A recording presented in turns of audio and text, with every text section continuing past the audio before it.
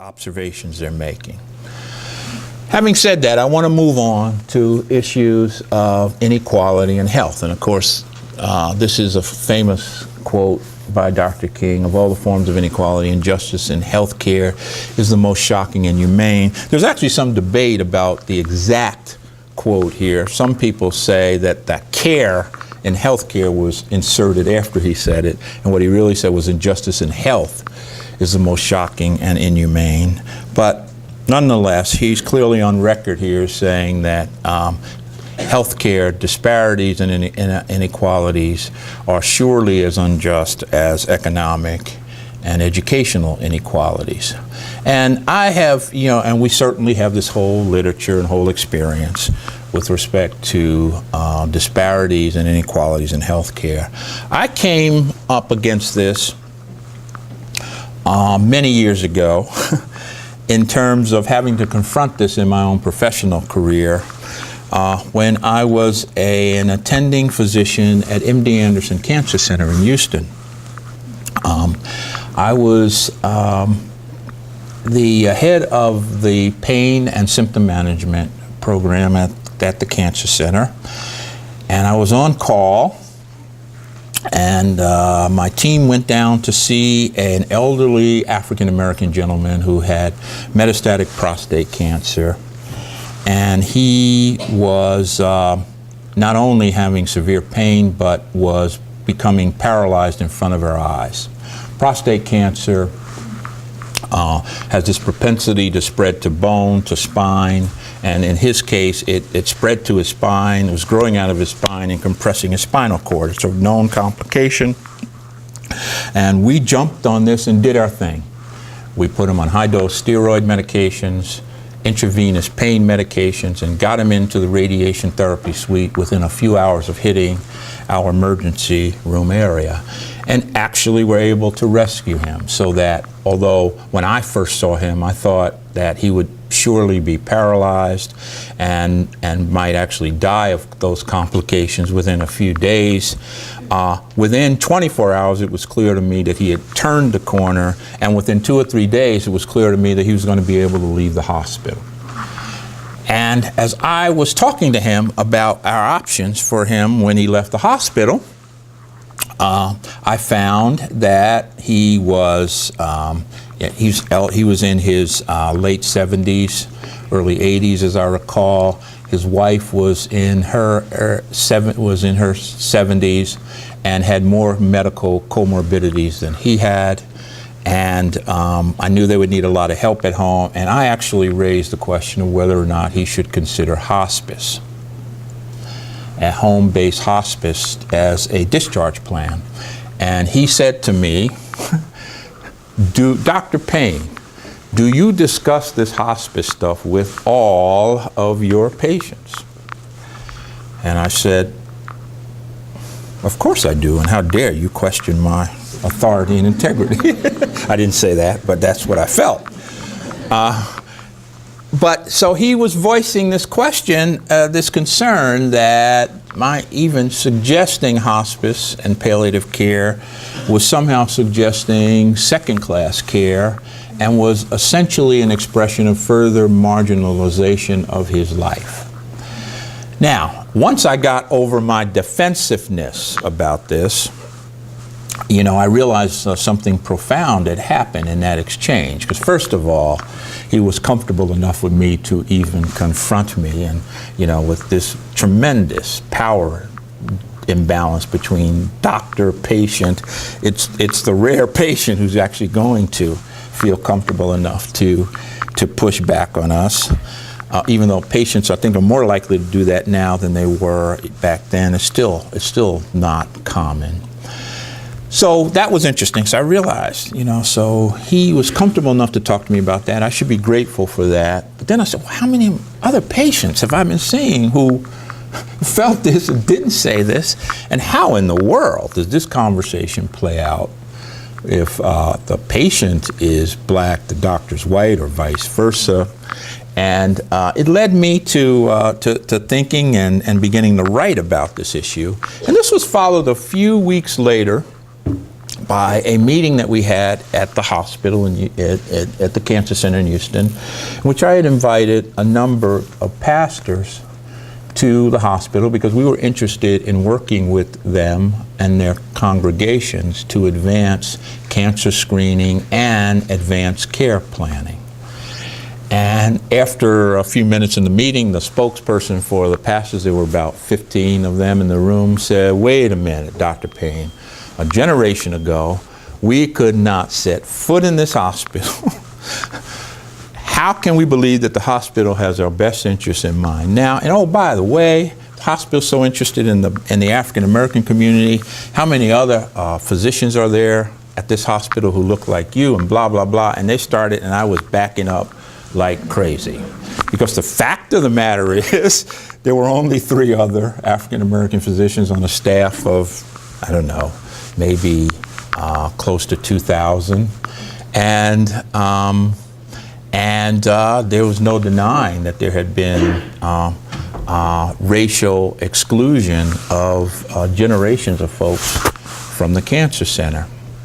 So I said something of the fact that that was then, this is now, that's not me, I'm trying to do the right thing, let's talk about this together. But these were 2 profound experiences for me. And oh, by the way, the pastor said, and if we can get our foot in the door of this great cancer center, why in the world would I want to prioritize something like advanced care planning about death and dying? I want more access to surgery, bone marrow transplants, chemotherapy, all the state-of-the-art cancer stuff. And to that I said, you're absolutely right. And we should be talking about all of this. So I was so impressed by this that I actually wrote an essay that eventually found its way as an op-ed piece in the Washington Post at the end of life, Color Still Divides. Recently, and so for the past several years, we've been doing work to try to quantify the extent of disparities in terms of access and disparities in terms of outcomes in care at the end of life. These are data from a study that we published last year in the Journal of Payne and Symptom Management with a colleague of mine, Dr. Kimberly Johnson, as the first author. But what we did is we looked carefully at Medicare and Medicaid data in North and South Carolina, in something like 100 counties in North and South Carolina, looked at rates of hospice utilization, and looked to see in which counties there might be inequalities in hospice utilization. And we actually found 39 counties in which there were significant inequalities in hospice utilization, even though populations of whites and blacks in those counties were relatively equivalent. And in those counties, there were significant disparities, with hospices being utilized by 41% of whites versus only 29% of African Americans. That was statistically significant. And there were, within the counties that were displaying these kinds of disparities in utilization, there were higher odds of having the disparity if these counties had more hospital beds that served people over the age of 65, to serve the geriatric population. And there was a lower chance of having a disparity if the counties actually had physicians who practiced more general medicine and family medicine. We also found that in the counties in which there were no disparities, the common denominator there was that the hospices were doing a great job at being engaged in the community and engaging all populations in the community. So it was like a rising tide lifting all boats. So these are data from 2013 showing that these disparities in hospice use still persist. Here are data on a national level. This is 2012 data from the National Hospice and Palliative Care Association showing that nationally, if you look at, and these are this was published in 2012. The data was back to 2010. I've actually looked at 2013 data, and I can tell you it's basically about the same. But if you look nationally, who uses hospice, it's still predominantly white, used by whites on a national level. Now there are some significant geographic variation in that, but nationally in aggregate, hospice is utilized by only about of all the people utilizing hospice, only about 8.9% are African American. Another 2.5% are Asian, and 11% are Latino. And this is despite the fact that communities of color actually have higher percentages of hospice-appropriate diagnoses than whites. Now, I've been advocating for more utilization of hospice in communities of color, and was once asked to keynote a lecture with a colleague, Dr. Levera Crawley, who's a bioethicist at Stanford University,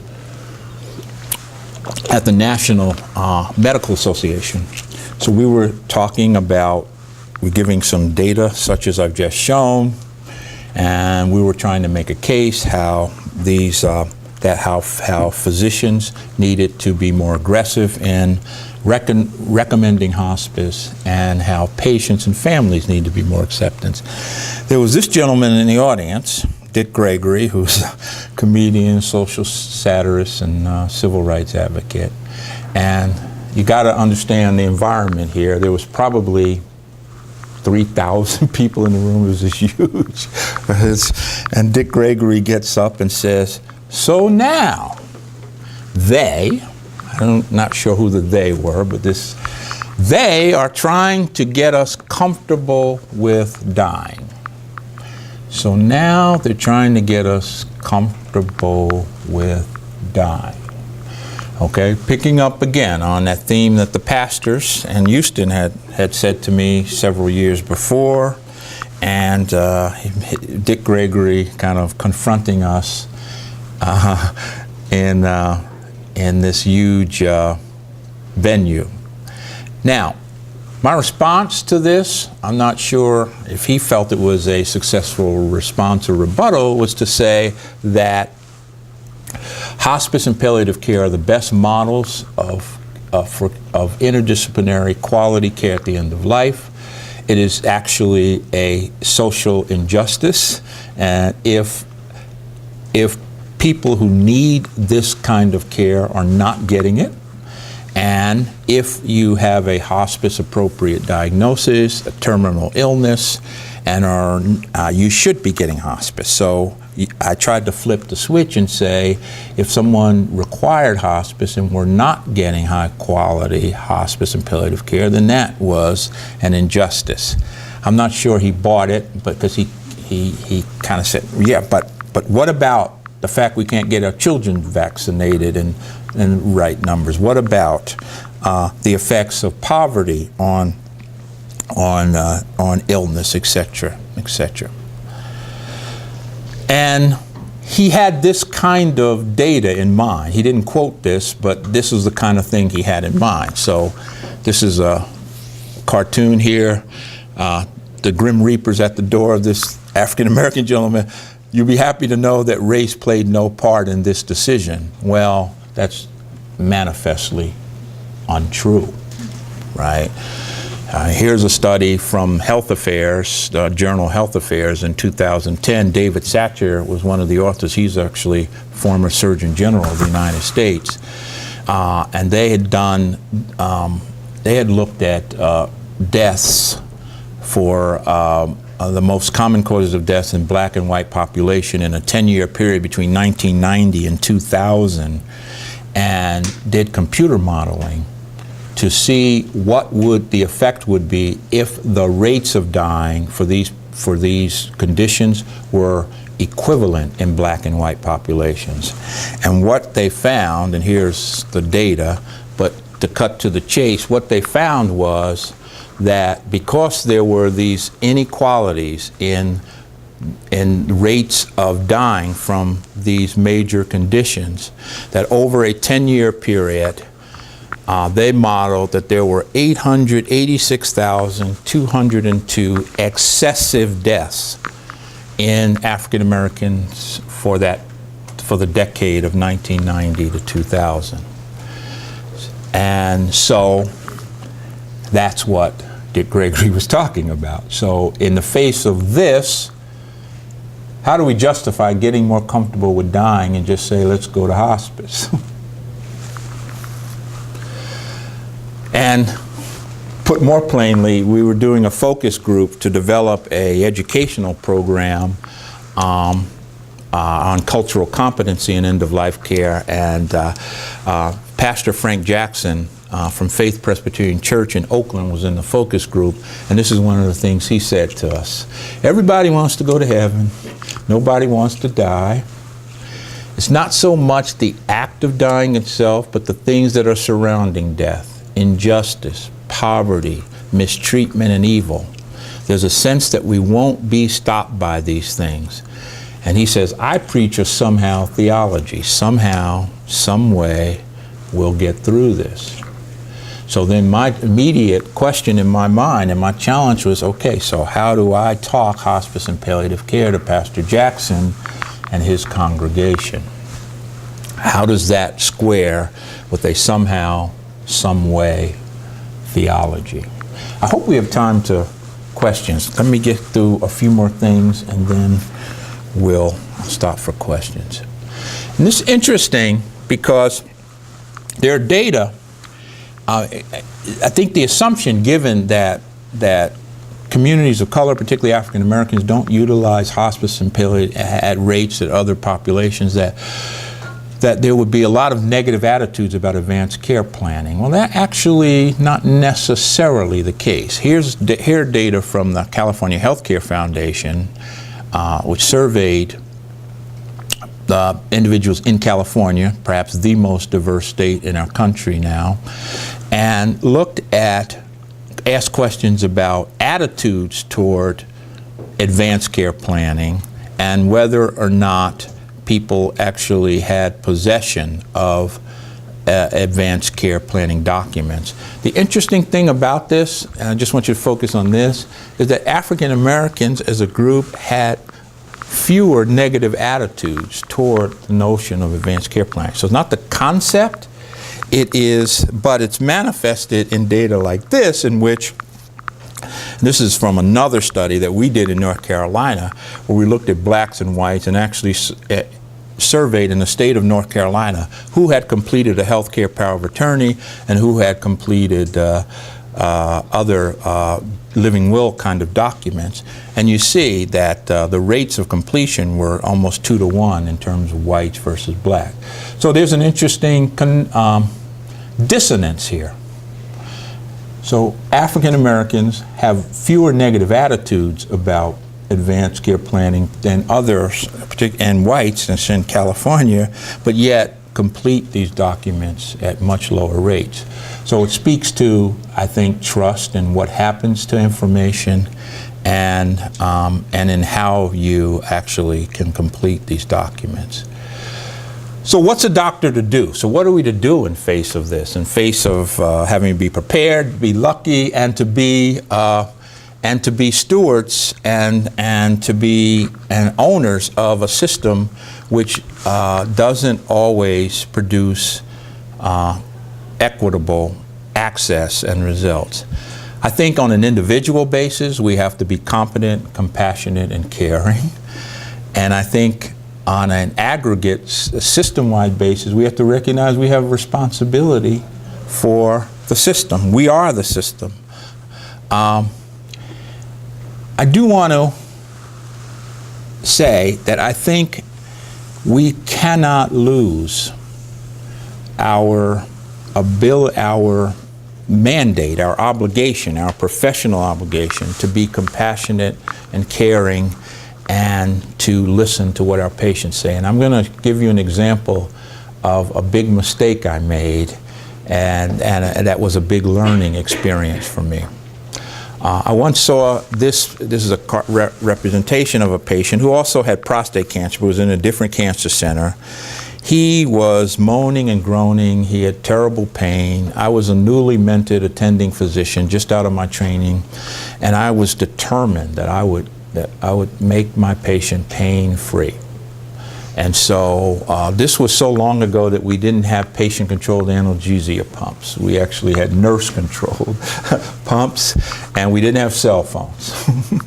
And so, but on rounds that morning, I got with my team, and we created a treatment plan, and that we were going to put him on an escalating dose of an intravenous pain medication, hydromorphone, Dilaudid, and that we would escalate it depending on his pain reports, and the nurses had orders to do that, and I went off to see more patients.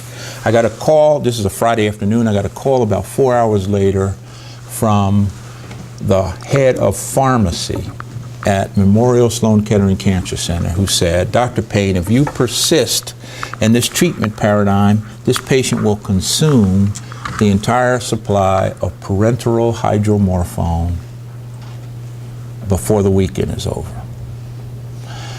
My first thought was I'd killed the poor patient, so I ran back to his room. Interesting thing, this patient taught me a lot. The interesting thing was he was slightly drowsy, but certainly wasn't comatose. He was up to the equivalent of 2,000 milligrams an hour of morphine, and he was still writhing in pain. And I then did what I should have done in the first place. I actually kicked everyone out the room, the medical students, the residents, pulled up a chair, sat with him, and ignored my beeper going off for an hour, and really tried to get at what was the source of his suffering. And the source of his suffering was the fact that he had really finally realized he was dying and would never see his great-grandson in the old country. He was Italian. I can tell you, we could have given him 80,000 milligrams an hour of hydromorphone, and it would not have touched that suffering. So, having done an appropriate assessment by listening to the patient and getting the story, we changed course. We with a lot of effort, got him connected to telephone to his granddaughter in Italy, and within a few days, he was actually much more comfortable on 95% less pain medicine. So what does this tell you? That pain is, and you know, the hospice people had taught this, Cicely Saunders had emphasized this before, that there's pain. There's pain that's related to physical, but also emotional and spiritual suffering. I told this story to this woman, who's this wonderfully gifted artist. Her name is Regina Holiday. I put up her website. You might want to check it out. She has this project called the Walking Gallery Project, because she talks to doctors like me, and she asks us for meaningful stories, and then she paints a representation of that story. I actually have a jacket that I walk around with sometime. I should have worn it today, so that I can tell people this story, which is, and here's a close-up of what she painted. Patients on a hammock, which is shaped like an ear, right, in a poppy field, and those swirls actually represent life. So I can't emphasize this enough. Listening and being attentive to patients is critical. Now, if any of you have ever read The Death of Ivan Ilyich, should be required reading, right? Ivan Ilyich, this mid-level Russian bureaucrat, has this horrible gastrointestinal disease, probably cancer, thinks the doctors are not telling him the truth, his family is not being only superficially supportive, he's suffering. And he makes this observation. After supper, his Ivan Ilyich friends went home. They were doing these superficial niceties which didn't really help him, leaving Ivan Ilyich alone with the knowledge that his life had been poisoned and was poisoning the lives of others, and that far from diminishing, the poison was penetrating deeper and deeper into his being. That's suffering. Ivan Ilyich had a lot of physical pain, from this gastrointestinal cancer, but the sense of poisoning of his soul is suffering, just as that was the sense that my patient had. And Tolstoy even later says, they gave him opium and began morphine injections, but this brought no relief. There is no morphine dose for the poisoning of the soul. What is the dose for the poisoning of the soul? Counseling, supporting, and listening, and intervening in the causes of psychosocial distress. And I'll just end provocatively, because I don't want to hold up psychopaths and criminals, but I'm a movie buff, and I love the Godfather movie. I just love the Godfather movie. And there's this profound scene in the Godfather that I used to teach, moments like this. So Godfather is telling, I think actually his brother, Michael Corleone, is telling his brother, one of the things his father said is, try to see the world as others around you see the world. When you do that, you realize that anything is possible. So what this says to me is that we as healthcare providers have to open up our minds and imagination to see the world. We have to get out of our white coats, actually. We have to see the world as our suffering patients are seeing the world. And it's only then will you not give, the highest dose of Dilaudid ever given in the world to deal with spiritual pain.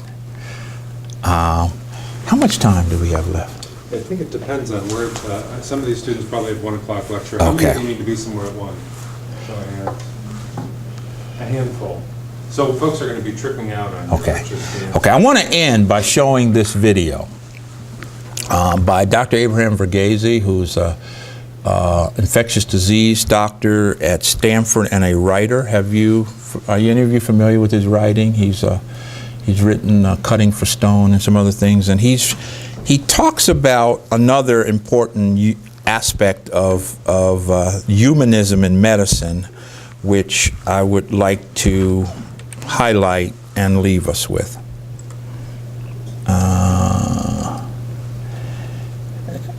This is 18 minutes, but I'm going to only show about 5 minutes.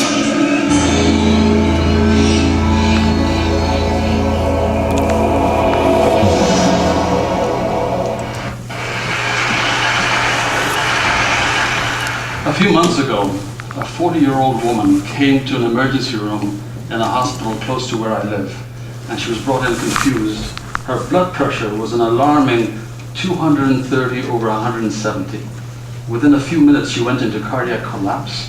She was resuscitated, stabilized, whisked over to a CAT scan suite right next to the emergency room because they were concerned about blood clots in the lung.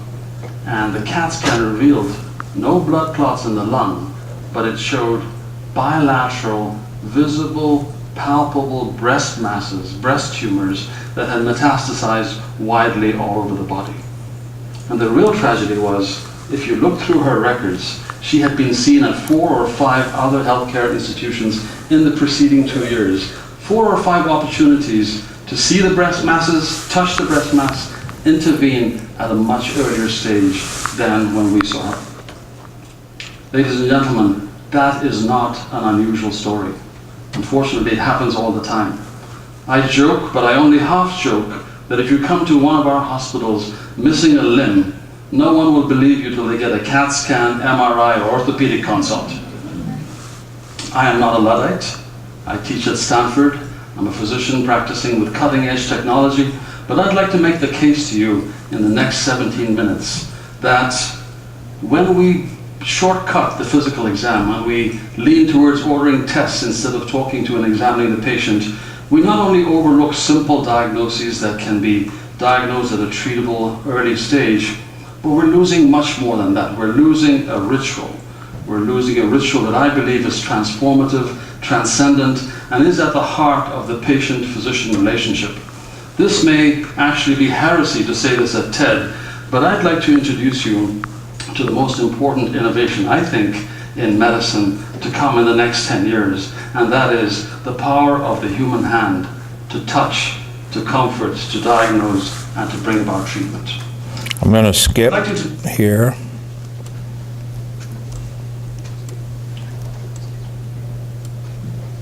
Where he had the patient. I've gotten into some trouble in Silicon Valley for saying that the patient in the bed has almost become an icon for the real patient who's in the computer. I've actually coined a term for that entity in the computer. I call it the eye patient. The eye patient is getting wonderful care all across America. The real patient often wonders, where is everyone? When are they going to come by and explain things to me? Who's in charge? There's a real disjunction between the patient's perception and our own perception as physicians of the best medical care. I want to show you a picture of what rounds looked like when I was in training. The focus was around the patient. We went from bed to bed. The attending physician was in charge. Too often these days, rounds looks very much like this, where the discussion is taking place in a room far away from the patient. The discussion is all about images on the computer, data, and the one critical piece missing is that of the patient. Now, I've been influenced in this thinking by two anecdotes that I want to share. I'm going to skip to the last part here.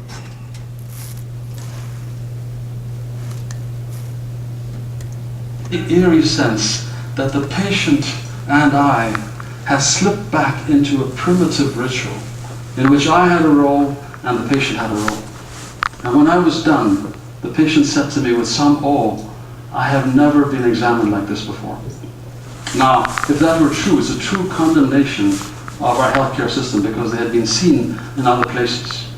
I then proceeded to tell the patient, once the patient was dressed, the standard things that the person must have heard in other institutions, which is, this is not in your head, this is real. The good news, it's not cancer, it's not tuberculosis, it's not coccidiomycosis or some obscure fungal infection. The bad news is we don't know exactly what's causing this, but here's what you should do, or here's what we should do. And I would lay out all the standard treatment options that the patient had heard elsewhere.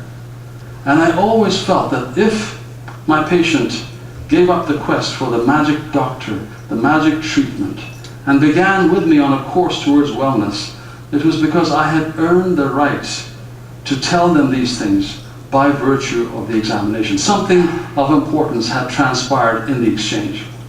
I took this to my colleagues at Stanford in anthropology and told them the same story.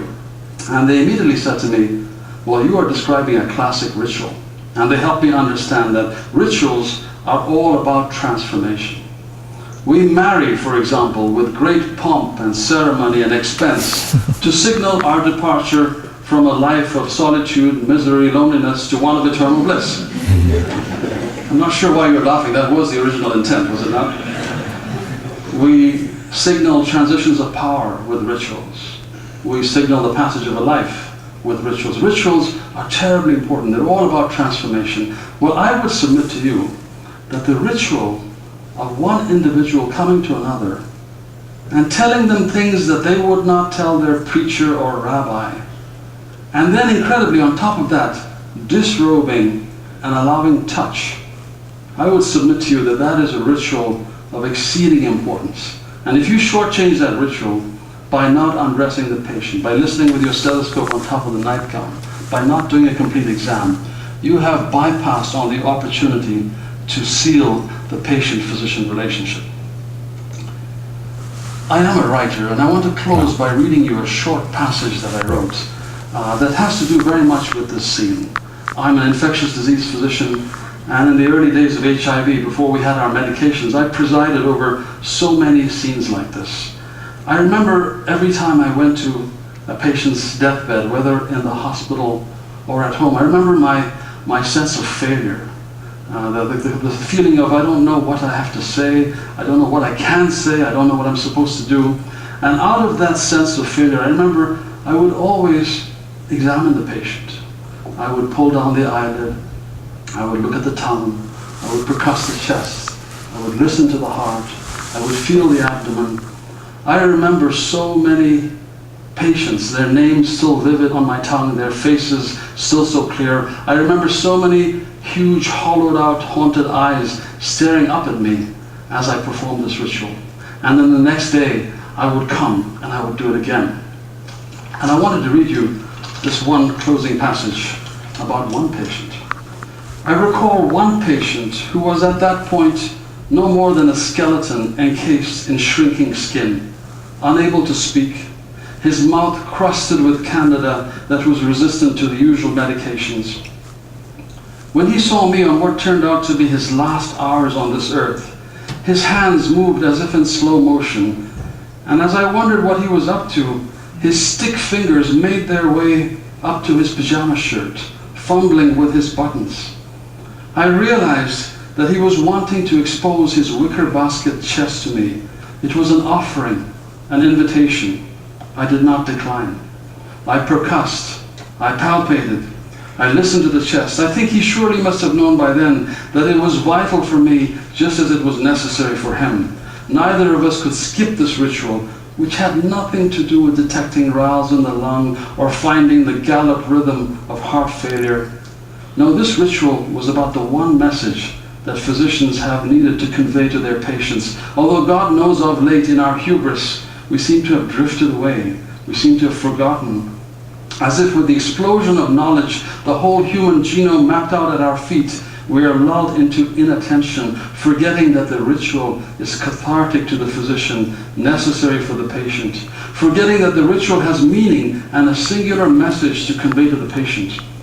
And the message, which I didn't fully understand then, even as I delivered it, and which I understand better now, is this: I will always, always, always be there.